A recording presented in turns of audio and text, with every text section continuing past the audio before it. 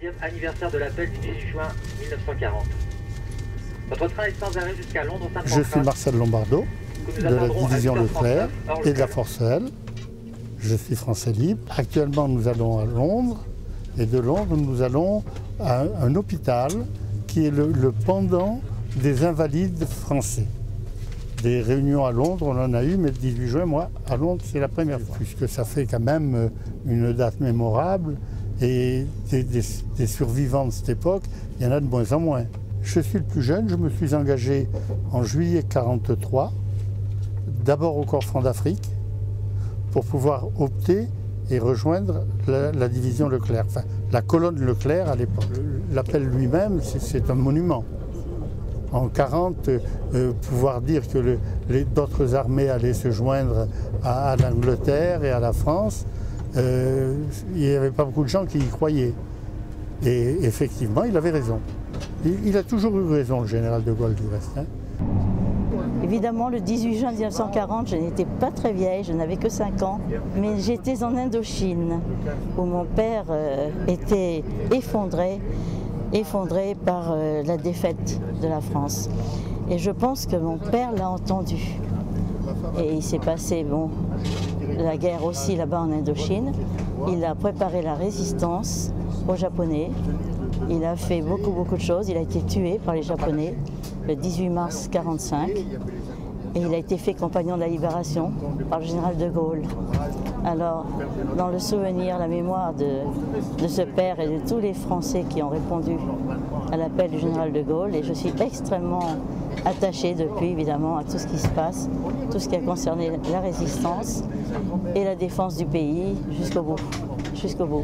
C'est un grand symbole, c'est un très grand symbole de cette fraternité, je pense, franco-anglaise, qui est souvent pas très nette et qui aujourd'hui, je pense, va devenir beaucoup plus profonde qu'elle a été jusqu'à ce jour.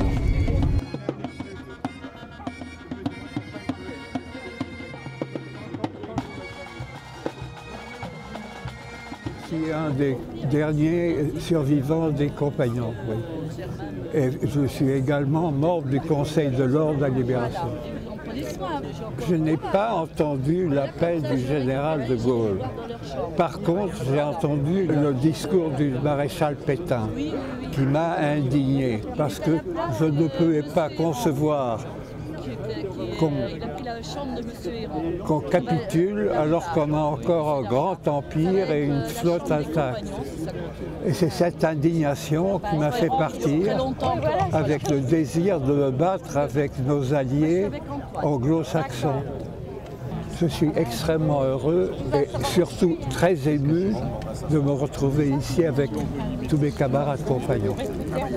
L'appel du 18 juin offrit un repère, un cadre, un point de ralliement.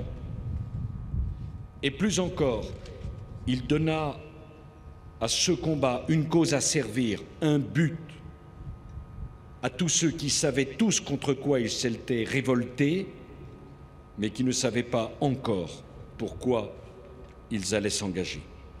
Vive la France, vive la Grande-Bretagne et vive l'amitié entre nos deux nations et entre nos deux peuples.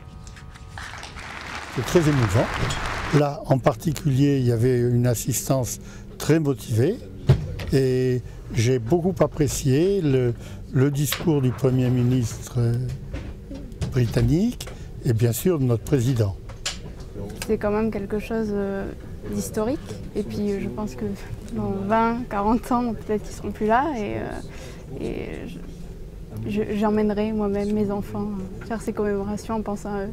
Et comme je suis le plus jeune, j'espère que je pourrai revenir encore très longtemps.